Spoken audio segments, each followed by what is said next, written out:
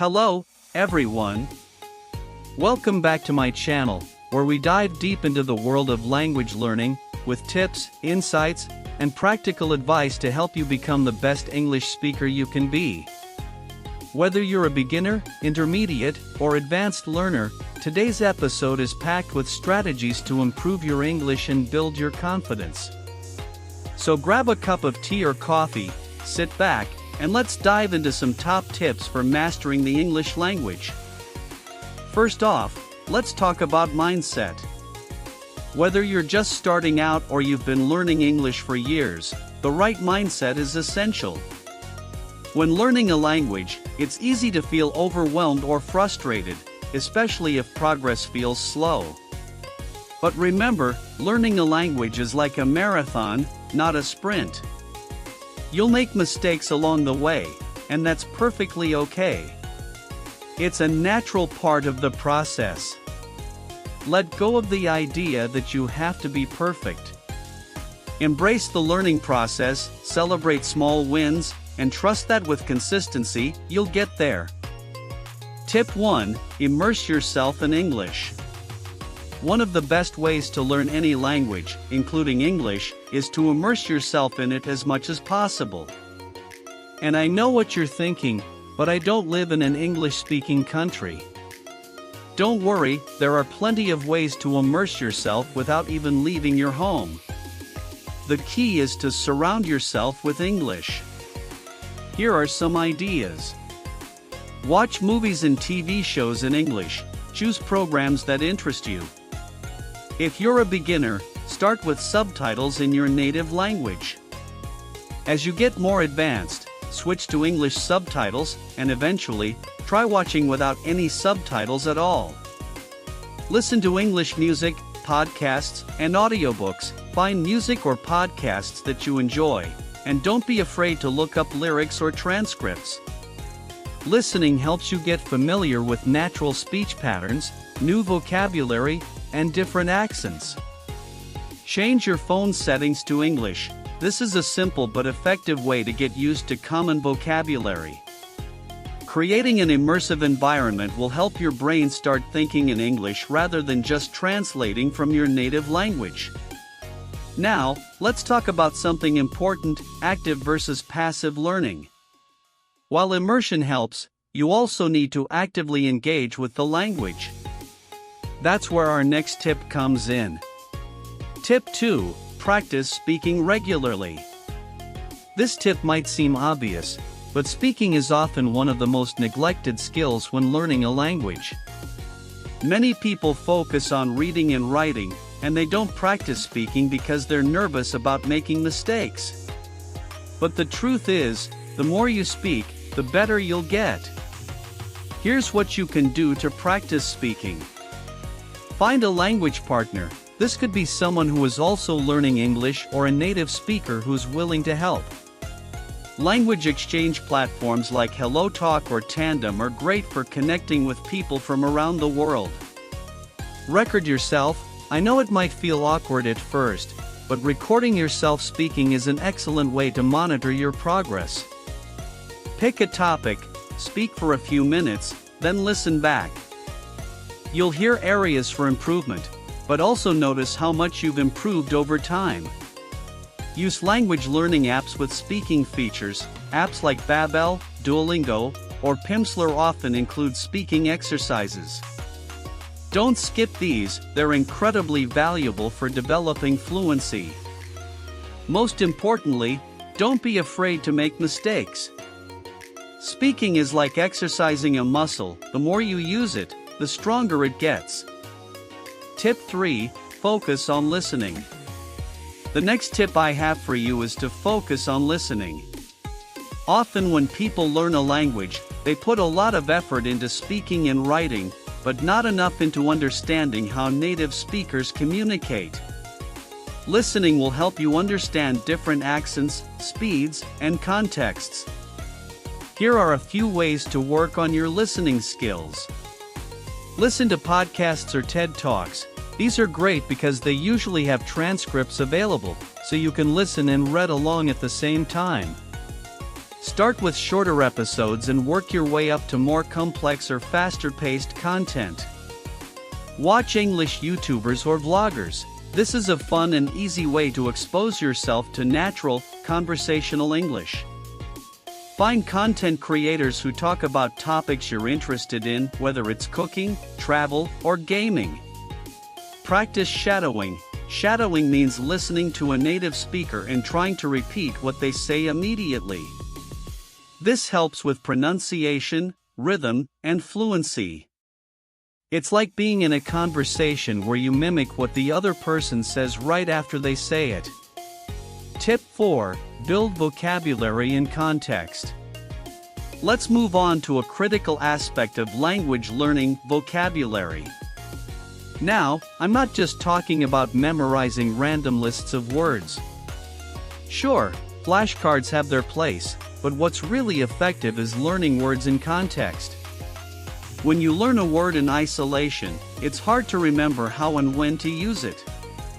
Instead, learn vocabulary in phrases, sentences, or by reading stories. Here's what you can do. Read books or articles in English. Start with graded readers or materials that match your level. As you come across new words, highlight them and try to understand their meaning based on the context.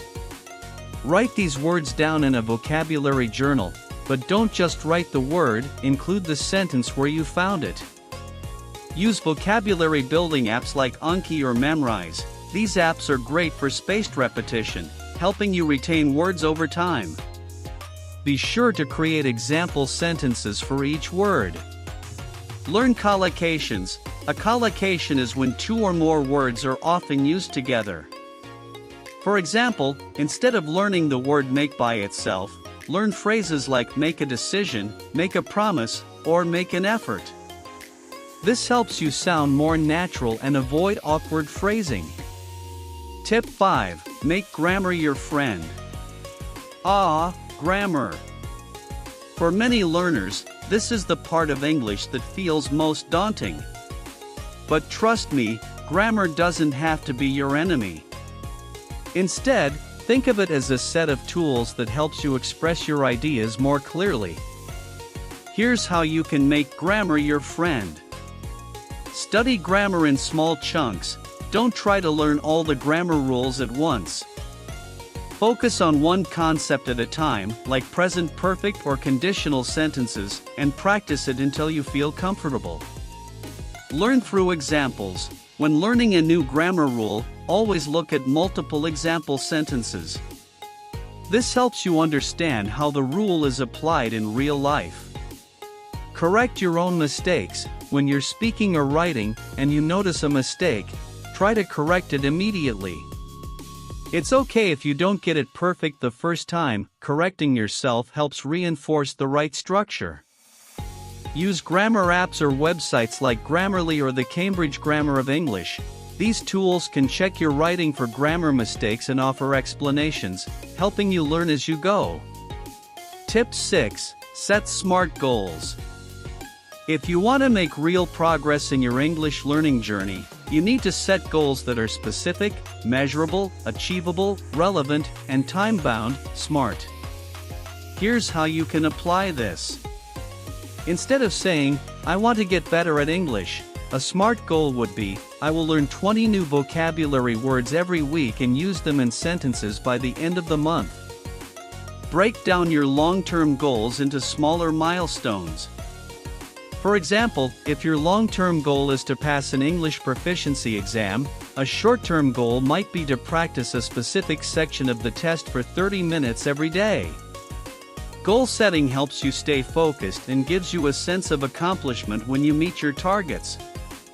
I know it can feel overwhelming to juggle speaking, listening, reading, and writing all at once. So, my next tip is about prioritizing what's important to you. Tip 7. Identify your learning priorities. Ask yourself, why are you learning English? Are you studying for an exam? Looking to travel? Or maybe you want to improve your English for work? Once you know your goal, tailor your learning around that. For example, if you're preparing for an exam, focus on test-specific strategies and practice. If you need English for work, concentrate on business vocabulary, email writing, and professional conversation skills. If you're interested in travel, work on conversational English and phrases you'll use in real-life situations. Tip 8. Don't neglect writing.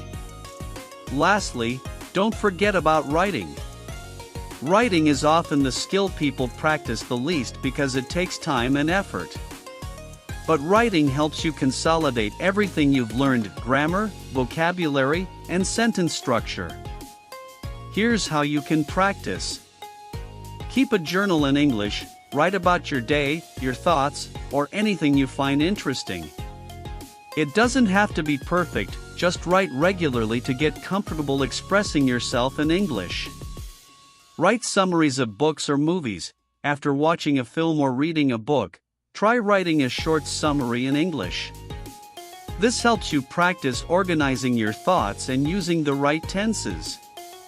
Get feedback on your writing. If possible, have a teacher or native speaker review your writing. Platforms like italki or Preply offer writing correction services, and you can get feedback on how to improve. And there you have it. We've covered a lot of ground today, from immersion and speaking practice to setting goals and making grammar your friend. Learning English is a journey, and every step you take brings you closer to fluency. Remember, consistency is key. You don't have to spend hours every day studying, just 20 to 30 minutes of focused practice can make a huge difference over time. Find ways to make learning enjoyable, incorporate English into your daily life, and, most importantly, don't give up. Thank you so much for tuning in to this episode of Learning English Tips. I hope you found these tips helpful. If you did, please share this podcast with your friends who are also learning English. And don't forget to subscribe, so you never miss an episode. Until next time, keep practicing, keep learning, and keep improving. You've got this.